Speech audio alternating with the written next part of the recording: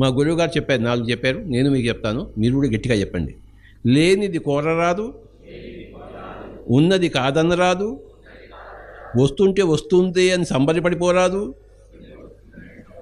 పోతుంటే పోతుంది అని ఏడవరాదు. మా గురువుగారు నాకు ఇచ్చింది, నేను అదే చేస్తున్నా.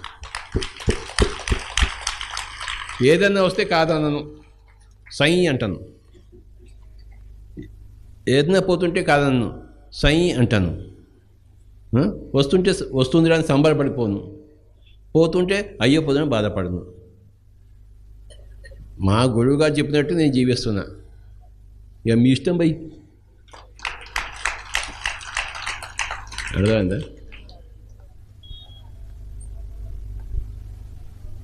లేనిది కోరరాదు, ఉన్నది కాదనరాదు, వస్తుంటే వస్తుందిరా అని సంబరపడిపోరాదు, పోతుంటే పోతుందిరా అని బాధపడరాదు.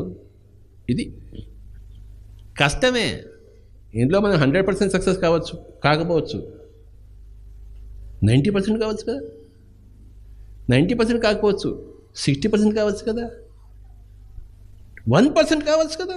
చాలు, మన జీవితానికి 1% చాలు. సంబరం చేసుకుంటాం మనం. ఓవర్సెల్ఫ్ బట్టి సంబరం చేసుకుంటే 1 మార్క్ వచ్చినా పైన ఓవర్సెల్ఫ్లో సంబరం చేసుకుంటారు వాడు. అర్థమైందా? నువ్వు ఇక్కడ ఎడుతావు కానీ వాడు సంబరం చేసుకుంటాడు, నేను పంపించు. అర్థమైందా? నువ్వు కూడా పోయిన తర్వాత అదే సంబరమే సంబరం అని చెప్పి తెలుసుకుంటావు. వాడ ఈడుంటే ఏడుపు అంతా.